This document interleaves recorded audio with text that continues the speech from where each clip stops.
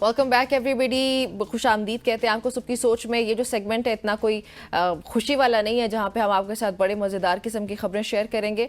अफसोसनाक सूरत हाल है हसनैन, कल आपने भी ज़रूर मीडिया आउटलेट्स पे देखा होगा कि कोई एक निजी आप कह सकते हैं कि ट्रैवल कंपनी का हेलमेट पहने कोई शख्स आता है, वो रॉबरीज कर रहा है, यहाँ पे बैंक्स लूटे जा रहे हैं। ये विजुअल्स ऑलरेडी हम लोग डाइजेस्ट नहीं कर पा रहे कि रात को एक कचनार पार्क इस्लामाबाद में भी नाजरीन एक बड़ा ही अफसोसनाक वाकया हुआ। आई होप सो कि हसनैन आपको भी पता है उसका, प्लीज़ वो शेयर कीजिएगा हमारी ऑडियंस से। जी हाँ, कचनार के हवाले से आपको बताएं तो कचनार पार्क में अब जो वहाँ के लोकल्स हैं शायद वो वॉक भी नहीं कर सकते, क्योंकि एक खातून और एक लड़का वॉक कर रहे थे। उनसे जब उनका पर्स छीना गया तो लड़के ने मजामत की, और उस मजामत की करते हुए जो पर्स खींचने वाले चोर थे या डाकू थे व्हाटसोएवर, उन्होंने उनको गोलियां मारी हैं और इस वक्त वो दोनों पिम्स में मौजूद हैं। और गुज़श्ता रोज़ अगर वफाकी दारुल हुकूमत की बात की जाए तो वफाकी दारुल हुकूमत में बहुत सारी डकैतियाँ ऐसी हुई हैं, 2 वारदातें इस तरह की हुई हैं, और इसके अलावा 2 बैंक वैन्स भी लूट दी गई हैं। और बड़े ऐसे हालात हैं इस्लामाबाद के जिस तरह के किसी ज़माने में कराची के हालात होते थे, और सिंध के दारुल हुकूमत कराची में स्ट्रीट क्राइम खुसूसन लूट मार की वारदातों के बाद अब वफाकी दारुल हुकूमत में भी इस तरह की वारदातें हो रही हैं। बिल्कुल ऐसे ही हमारे लिए बड़ा ही तशवीशनाक है और साथ ही अफसोसनाक भी है। जमान मुगल साहब हमारे रिपोर्टर इस्लामाबाद को जो कवर करते हैं वो हमारे साथ ही मौजूद है, उनसे जानते हैं कि ये क्या स्टोरीज है, ये क्या मामला है। जमान साहब अस्सलाम वालेकुम, कैसे हैं आप? अच्छा बताइएगा, ये जो कचनार पार्क वाला वाकया है या जो बैंक रॉबरीज हो रही हैं, ये क्या है? ये बड़ी अफसोसनाक सूरत हाल है। गुज़श्ता 2 दिनों के दौरान मजमूई तौर पे 4 डकैतियाँ हुई हैं। अच्छा। पहली डकैती जो है वो I9 के इलाके में हुई है, वो भी जो बैंक की वैन थी उसके ऊपर मोटरसाइकिल सवारों ने फायरिंग की, ठीक है, और उसको लूटने की कोशिश की है। उसके बाद G94 है, वहाँ पे जो नेशनल बैंक है उसके ऊपर जो अटैम्प्ट की गई और वहाँ की जो वैन है उसको लूटने की कोशिश की गई, और उस दौरान जो है बाकायदा तौर पे फायरिंग की गई। और फायरिंग करने से बैंक के जो गार्ड्स हैं 3 गार्ड जख्मी होते हैं, और साथ जो शनवारी होटल है 4 उनके मुलाजम जख्मी हुए, और उनमें से एक मुलाजम जो है उसकी डेथ हो चुकी है। उसके बाद G13 में बैंक है, उसकी जो वैन है उसके ऊपर ये कार्रवाई की गई है, और उसी अंदाज में कार्रवाई की गई कि मोटरसाइकिल सवार आते हैं और वो बैंक की वैन को लूटने की कोशिश करते हैं, फायरिंग करते हैं। और फिर G15 में इसी नौयत की एक वारदात होती है, वो भी बैंक की वैन है, उसके ऊपर जो है वो फायरिंग की जाती है और उसको लूटने की कोशिश की जाती है। 2 दिनों के अंदर ये 4 वारदातें हुई हैं। और जब पहली वारदात हुई है तो उस वक्त पुलिस की तरफ से सिर्फ इतनी स्टेटमेंट आई कि हमने जनाब नाकाबंदी कर दी है और मुलजमान को पकड़ने के लिए जनाब हमने अपनी जो गश्त था उसको बढ़ा दिया है। लेकिन उसके बाद थोड़ी ही देर बाद दूसरी वारदात हो जाती है, और अगले दिन फिर 2 वारदातें होती हैं। अगर पुलिस की तरफ से नाकाबंदी कर दी गई या उनको गिरफ्तारी के लिए कोई कोशिश की गई तो अगले दिन उनको रोका जा सकता था, लेकिन एक दिन में 2 वारदातें और उससे अगले दिन 2 वारदातें फिर हो चुकी है। और I8 जो कि बड़ा महफूज इलाका तस्वर किया जाता है इस्लामाबाद का, उसका जो वॉकिंग ट्रैक है कचनार पार्क का, उसके ऊपर एक लड़की वॉक कर रही होती है और मोटरसाइकिल सवार आते हैं और उससे पर्स छीनते हैं, और वहाँ पर वॉक करने वाला एक लड़का जो है उसकी जान बचाने के लिए मजामत करता है, तो जो मोटरसाइकिल सवार है वो खातून को भी साथ नहीं था, उनके साथ आसपास वॉक कर रहा था। वो वॉक कर रहा था, वो इखलाकी तौर पे उसकी जो मदद के लिए पहुंचा है, तो अच्छा। उन्होंने दोनों को फायर किया है, दोनों को जख्मी किया है, और दोनों को पिम्स अस्पताल मुंतकिल कर दिया गया है। और ये सूरत हाल है हमारे वफाकी दारुल हुकूमत की, जो सेफ सिटी है जहाँ पे कैमराज लगे हुए हैं। इस्लामाबाद पुलिस की गाड़ियाँ गश्त कर रही होती हैं, मोटरसाइकिल पर जो है पुलिस वाले गश्त कर रहे होते हैं, लेकिन उसके बावजूद जो है वो वारदातें करने वाले सरेआम वारदात करते हैं, जिस सेक्टर में चाहते हैं वारदात करते हैं, वारदात करने के बाद बासानी फरार भी होने में कामयाब हो जाते हैं। अच्छा मुगल साहब, मुझे ये बताइएगा कि अगर गुज़श्ता साल की बात की जाए 10,500 के करीब इस तरह के मुकदमात दर्ज हुए थे, जिसमें चोरी थी, डकैती थी, राजनी थी, इस तरह की चीज़ें थी। अब मुझे ये बताइए कि इस्लामाबाद पुलिस ये मानती भी है, लेकिन इसके सदेबाब के लिए इस्लामाबाद पुलिस क्या कर रही है? इस्लामाबाद पुलिस का अलमिया ये है कि कोई भी अफसर आता है ना तो वो एक फिगर देता है, वो कहता है कि जी गुज़श्ता साल की निस्बत इस साल कम वारदातें हुई हैं। हमें भी रिपोर्टिंग करते हुए साल गुजर गए, हमने कभी नहीं देखा कि किसी अफसर ने ये कहा हो कि इस साल वारदातें बढ़ी है। हर साल ये कहा जाता है कि पिछले साल की निस्बत इस साल जो है वारदातें कम हो गई हैं, और एक्चुअली कम नहीं होती। उसका फार्मूला क्या होता है कि कुछ वारदातों को रिपोर्ट नहीं किया जाता, कुछ को रिकॉर्ड में नहीं लाया जाता, और मंजर आम पे ना ला के एक फिगर जो है वो सामने लाया जाता है कि ये वारदातें कम हुई हैं। अमली तौर पे अगर हम देखते हैं तो इतनी वारदातें होती हैं कि अब इस्लामाबाद जो है वो गैर महफूज हो गया है। यहाँ के शहरी जो हैं वो अदम तहफ़्फ़ुज़ का शिकार हैं और उनको ये अंदाज़ा होता है कि हमने अगर निकलना है तो अपनी मदद के तहत निकलना है। अगर सर्विलेंस वाले हैं, मोटरसाइकिल गश्त वाले पुलिस वाले हैं, तो वो किसी अपनी ड्यूटी पे या उनकी अपनी प्रेफरेंस होती है, खुदा ना करे उनका ज़्यादा से ज़्यादा ये दौर होता है कि हमें कोई ऐसे लोग मिल जाएं कि यहाँ से हमें कुछ ना कुछ उनसे माल मिल जाए। वो उनकी तरफ ज़्यादा तवज्जो करते हैं। छोटी गलियों में और ऐसी सड़कों के जो सुनसान होती है वहाँ पे वो मोटरसाइकिल लेके घूमेंगे कि किसी बंदे को रोक लिया, उससे पूछ लिया। कुछ लोग प्रॉपर ड्यूटी भी करते हैं, लेकिन उसमें ज़्यादातर ऐसे लोग होते हैं कि जिनकी प्रेफरेंस मुख्तलिफ होती है और वो अमन व अमान की प्रेफरेंस नहीं होती, बल्कि उनका माली मफाद जो है वो उनको तरजीह देता है और उसके तरफ भागते हैं। और जो बात आपने की है कि इसके सदेबाब के लिए इस्लामाबाद पुलिस जो है वो कोशिश ज़रूर करती है। अफसर जो है वो ड्यूटियां लगाते हैं कि इस सेक्टर में ये लोग होंगे, इस सेक्टर में ये लोग होंगे, यहाँ पे ये जो है वो पेट्रोलिंग की जाएगी, लेकिन वो पेट्रोलिंग करने वाले जो है उनकी प्रेफरेंस जो है उनको कौन चेंज करे। कोई मीटिंग्स होगी, कोई वर्कशॉप होगी, उसमें बाकायदा तौर पे उनको समझाया भी जाता है, लेकिन जब भी वो उस वर्कशॉप से या मीटिंग से बाहर निकलते उसके बाद उनका अपना पुराना माइंड जो है जाग जाता है कि हमारी प्रेफरेंस क्या है, हमने क्या करना है। वो अपने मिजाज के साथ चलते हैं। आप इस्लामाबाद के रूरल एरियाज़ को देख लें, उसमें शहदाद टाउन है, बाराकऊ है, तरनौल है, ये इलाके हैं, यहाँ पे वारदातों की तादाद आप देख लें। और उसी तनासब से अब जो इस्लामाबाद का अर्बन एरिया है, जो सेक्टर्स हैं, उनमें भी वारदातें इस अंदाज में होने लगी है कि हर तरफ अदम तहफ़्फ़ुज़ है। पिछले दिनों आपने देखा होगा कि सेंटोरस मॉल के सामने जो प्लाजा है वहाँ पे दिन दिहाड़े जो है वो वारदात होती है, वहाँ पे लोगों को मार दिया जाता है।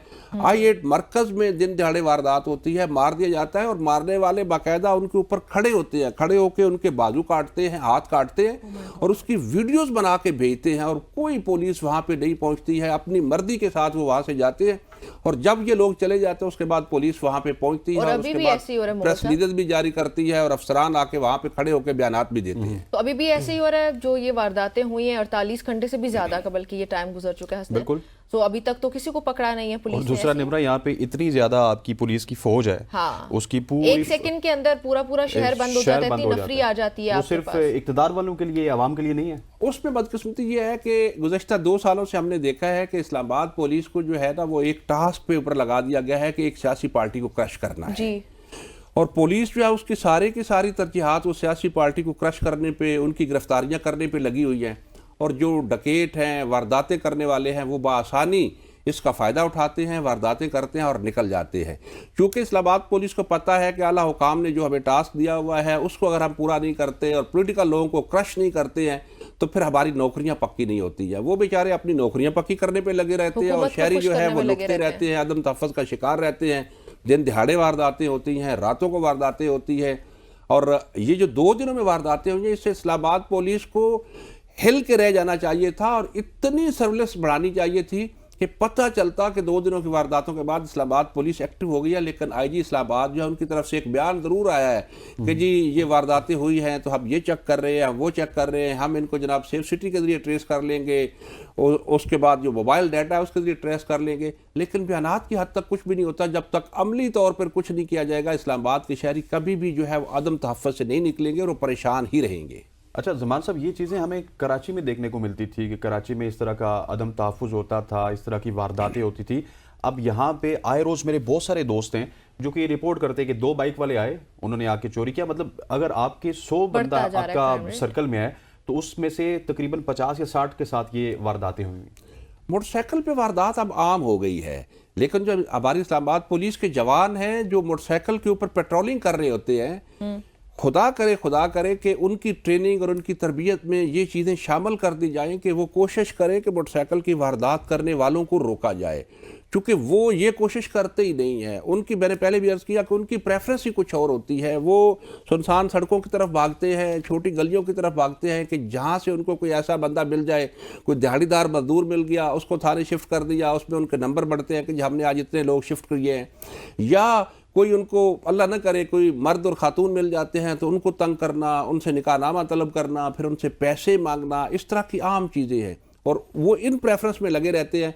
और जो जराइम पेशा लोग हैं वो हर सेक्टर में बासानी वारदातें करते हैं और वारदातें करने के बाद निकल भी जाते हैं। निकलने के बाद फिर एक बयान आता है कि हम नाकाबंदी करेंगे, हम प्रेस रिलीज जारी कर देंगे कि जी हम इस तरह कर देंगे, इस तरह कर देंगे। वो एक लफ्जी कार्रवाई होती है। ठीक। जमान साहब बहुत बहुत शुक्रिया, thank you so much for joining us. Zaman Mughal साहब हमारे साथ मौजूद थे जो कि इस्लामाबाद के हालात के हवाले से हमें बता रहे थे, जो कि बहुत कशीदा नज़र आ रहे हैं हसनैन। और हमारी तो ये दुआ है कि अल्लाह करे कि हालात बेहतर हों, ना सिर्फ इस्लामाबाद के बल्कि पूरे पाकिस्तान के ही। अभी इसके बाद आपको लिए चलते हैं लाहौर, जहाँ पे आलूदा तरीन माजद के साथ शहरों की फहरिस्त में लाहौर दुनिया के पहले नंबर पर पहुँच चुका है। लाहौर में अगर AQI की बात करें, एयर क्वालिटी इंडेक्स की बात करें, तो ये ख़तरनाक हद तक आप कह सकते हैं कि इस वक्त यहाँ पे मामलात ख़राब हैं, ख़तरनाक हद तक बढ़कर इस वक्त आप को अगर मैं रिपोर्ट करूं तो तकरीबन 700 तक ये पहुंच चुका है, जो मेरे पास खबर मौजूद है। अली नासिर हमारे रिपोर्टर हमारे साथ मौजूद है, उनसे जानते हैं कि क्या सूरत हाल है। अली अस्सलाम वालेकुम, वेलकम टू सबकी सोच। जी वालेकुम अस्सलाम। प्लीज बताइएगा क्या सूरत हाल है इस वक्त स्मोक की लाहौर में। जी लाहौर में स्मोक ने खतरे की घंटी बजा दी है। कल तो लाहौर दुनिया भर में पहले नंबर पर था, और अब भी थोड़ी देर पहले जो रिपोर्ट आई है वो ये बता रहे हैं कि लाहौर दुनिया भर में दूसरे नंबर पर आ रहा है। गंदगी की वजह से, फिजाई आलूदगी की वजह से शहर में स्मोक की और शराब 235 रिकॉर्ड की गई है। सूबाई दारुल हुकूमत के इलाके जोहर टाउन का air quality index 410, Syed Muratib Ali road का AQI 276, जबकि DHA का एयर क्वालिटी इंडेक्स 260 रिकॉर्ड किया गया। जैसे जैसे वक्त गुजरेगा ये एयर क्वालिटी इंडेक्स बढ़ता जाएगा।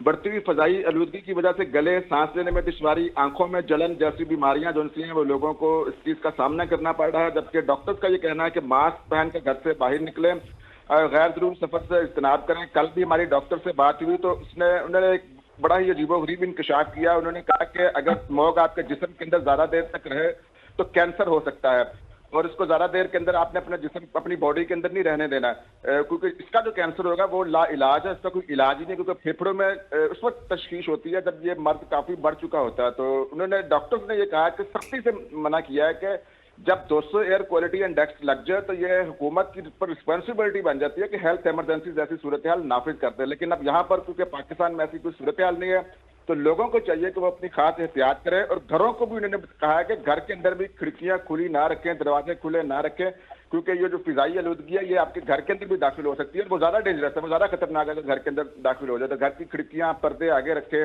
और ज्यादा से ज्यादा। अच्छा अली मुझे बताइएगा कि जो स्कूल्स के हवाले से मुझे अपडेट दीजिएगा। खबरें इस तरह की आ रही हैं कि लाहौर के जितने भी स्कूल्स हैं उन्होंने अपनी टाइमिंग को चेंज कर दिया स्मोक के खतरे को देखते हुए। जी बिल्कुल, टाइमिंग चेंज हुई है। पहले स्कूल की टाइमिंग, बच्चों की टाइमिंग थी 7:30 बजे स्कूल लगते थे, कई जगहों पर 8 बजे लगते थे, लेकिन अब ये टाइमिंग उन्होंने 9 बजे कर दिया। 1 घंटे का फर्क डाल दिया, और बच्चों पहले 12 के बाद छुट्टी हो जाती थी, अब उनको 2-3 बजे छुट्टी होती है। बस ये टाइमिंग की गई है, लेकिन इससे कोई खास फर्क नहीं पड़ने वाला। फर्क ये इस तरह पड़ेगा कि हुकूमत को चाहिए कि इसके हवाले से कुछ लोगों को अवेयरनेस दें कि ये कितना खतरनाक है, क्योंकि लोगों को सही तरीके से ये अवेयरनेस नहीं दी जा रही, लोगों को सही तरीके से नहीं बताया जा रहा। हुकूमत कुछ तो कर ही रही होगी ना, पंजाब हुकूमत कर क्या रही है? कुछ खास तौर पे इकदाम हुए होंगे स्मोक के लिए? हुकूमत पंजाब सिर्फ ये कह रही है कि कहीं पर आपने आग नहीं लगानी, कहीं पर आप फैक्ट्रियां जो सी हैं वो धुआं ना छोड़ें, मोटरसाइकिल रिक्शे जो से हैं वो धुआं ना छोड़ें, क्योंकि ये चीजें जो सी हैं बहुत पहले हो जानी चाहिए थी।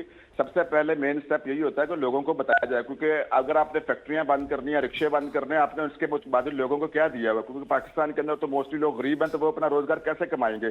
तो लोगों को अवेयरनेस देनी चाहिए, लोगों को बताना चाहिए कि आपने अपने आप को कवर कैसे रखना है, आपने अपनी हिफाजत कैसे करनी है। मास्क के हवाले से कोई इम्प्लीमेंटेशन हुकूमत की जानिब से लोगों को ऊपर डाली नहीं जा रही, उनको समझाया ही नहीं जा रहा, उनको बताया नहीं जा रहा। मुझे लास्टली ये बताइएगा कि अगर हुकूमत कुछ भी नहीं कर रही, हमने ये सुना ये था कि आर्टिफिशियल बारिश तो करवा सकती है हुकूमत, मसनूई बारिश के हवाले से बात हो रही थी, उसके अखराजात के हवाले से बात हो रही थी, तो वो मसनूई बारिश कहाँ तक पहुंची?